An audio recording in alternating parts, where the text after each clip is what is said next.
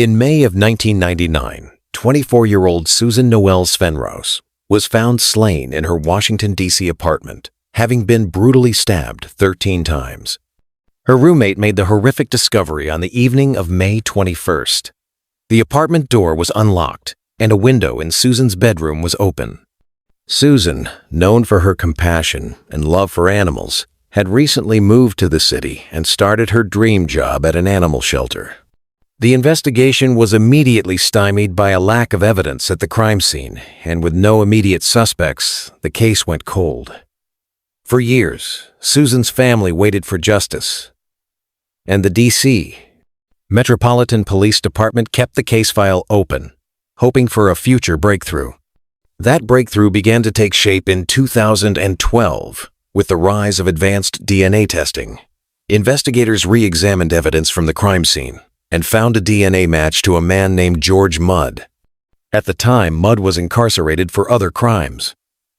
When questioned about Susan's murder, he denied knowing her and could not explain the presence of his DNA. The investigation also uncovered a chilling pattern in Mudd's past. In 2004, he had attacked another woman with a knife in a manner eerily similar to Susan's case. Despite the DNA evidence, it would take years more to build a conclusive case. Finally, in 2025, 26 years after the murder, George Mudd was arrested. The news was a bittersweet moment for Susan's family. Her sister said, "I never thought this day would come. We are grateful that someone is finally being held accountable, but it does not bring her back. Mudd is currently being held without bond and will appear back in court on July 30th. For more than 3 decades, the family of Angeline Josephine Quinnell lived without answers after she was reported missing from Apsley, Ontario on October 7, 1991. The 40-year-old's disappearance sparked an extensive search that initially yielded no results. A month later, on November 10th, her vehicle was located in an abandoned quarry. 5 days after that, a hunter discovered her body. A post-mortem examination confirmed her death was a homicide.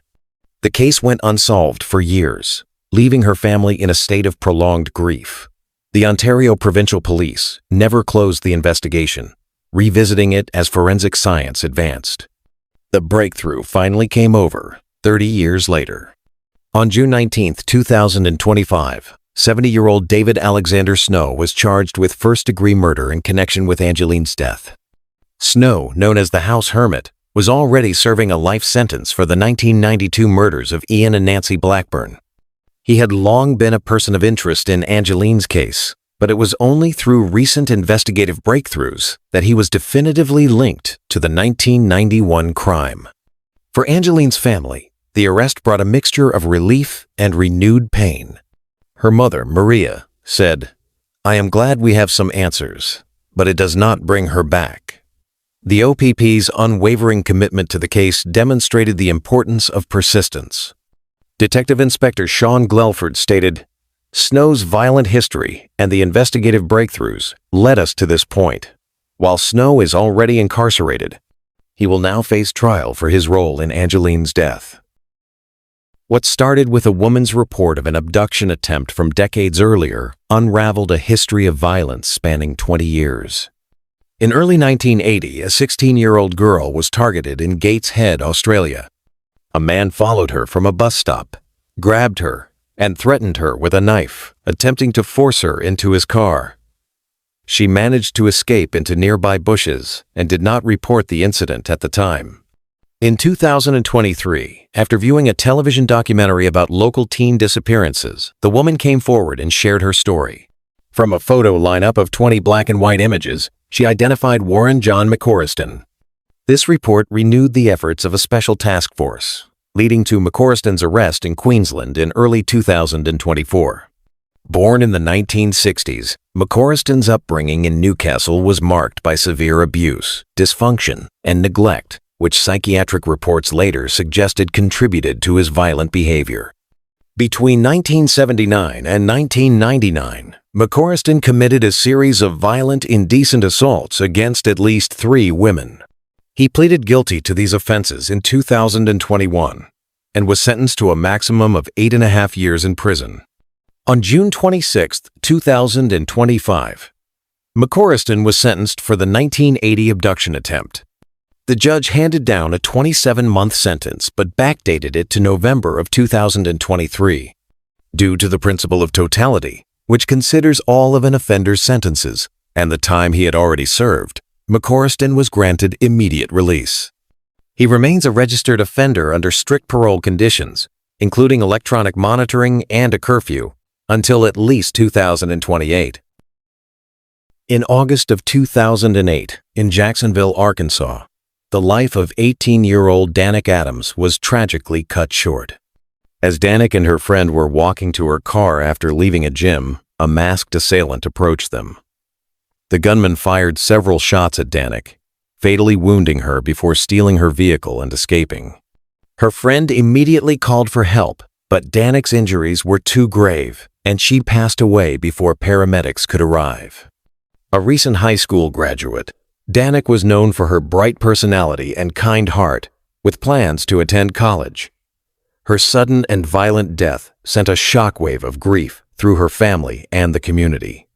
The investigation stalled early on, as the only significant clue, the stolen car, did not lead police to the perpetrator, and the case eventually went cold. For nearly 17 years, the case remained unsolved. However, Detective Cindy Harbor, an original investigator on the case, refused to let it be forgotten. After retiring in 2021, she returned as an auxiliary officer, dedicating her time to finding justice for Danick. Her persistence paid off in June of 2025, when Lavelle Diario Calvin of Memphis was arrested in connection with the murder. Calvin was not an initial suspect, but his history of violent offenses, particularly against women, eventually brought him to the attention of law enforcement.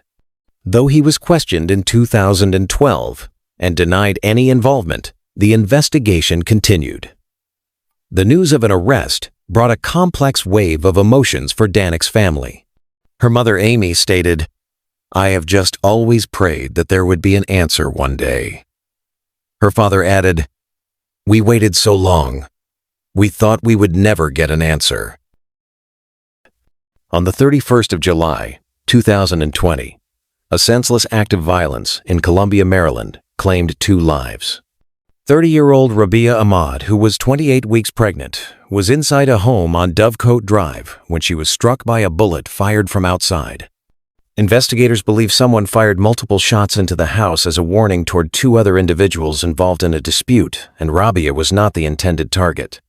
Rushed to the hospital, doctors performed an emergency delivery of her baby girl Azah, who tragically survived for only 5 days.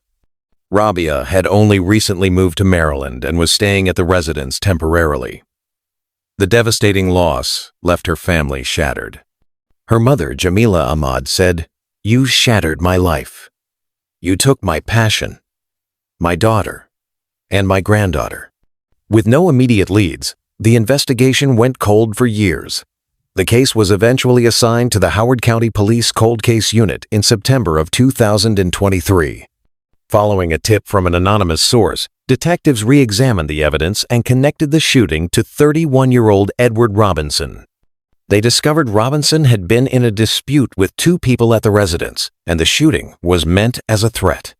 On April 9, 2025, nearly 5 years after the shooting, Robinson was arrested and charged with 2 counts of first-degree murder. Ballistics testing linked a gun found in his home to the bullets from the crime scene. For Rabia's family, the news was bittersweet. Her mother expressed, "We are glad they found him, but nothing will bring them back." Michaela Bush entered the world on the 13th of February, 1997, in Alberta, Canada. She was raised in that province alongside her parents and a younger sister who admired her deeply and regarded her as a lifelong role model. Michaela's warm spirit, boundless energy, and kindness naturally drew others toward her, and she was well loved among her peers. One of her earliest and strongest passions was figure skating. As a child, she often visited local ice rinks with her parents, and over time, skating became something she truly cherished. During her high school years, Michaela met a young man named Cody. The connection was instant, and it wasn't long before they became inseparable. Their relationship grew stronger over time, and after finishing school, the two began laying the groundwork for a shared future. Michaela soon landed a job at a nonprofit that provided support services for people with disabilities. The role sparked a deeper purpose in her, inspiring her to pursue a long-term career in healthcare. In 2017, she enrolled in a local college and began working toward a nursing degree. After completing the program, she returned to the charity organization she loved. Around that time, Michaela discovered she was pregnant. Both she and Cody were overjoyed at the news. In a touching moment, Cody proposed to her right in the middle of an ice rink, a perfect nod to her lifelong passion. In 2020, their son Noah was born, and the couple embraced their new roles as parents. Cody, who worked in the pipeline construction industry, had a job that required constant travel across Canada. This put pressure on their family dynamic, as Michaela and Noah often had to choose between relocating frequently or spending long stretches without him. Fortunately, a new opportunity changed everything. In 2021, Cody was offered a position that didn't require him to move from place to place. The family seized the chance to settle down and move to Hinton, a quiet town nestled in a remote area. For the first time, they had stability and a sense of permanence. In early September 2021, Michaela and Cody moved into a cozy apartment located on the outskirts of Hinton. At the time, Michaela was 24, and Noah was just 16 months old. Surrounded by nature and parks, the area offered a calm and peaceful environment, exactly what they had been hoping for. On the 16th of September, Cody left for work like any other day. Michaela stayed behind to look after Noah. Cody's shift ended around 6 p.m., and he was eager to get home and spend the evening with his family. But when he arrived, the apartment was empty. Michaela and Noah were nowhere to be found. He searched every room and even looked around outside, but there was no trace of them. At first, Cody assumed Michaela had taken Noah for a walk, maybe to one of the nearby playgrounds. But a few things didn't add up. Their son's stroller was still inside, suggesting she hadn't taken him far. And then Cody noticed something even more unusual.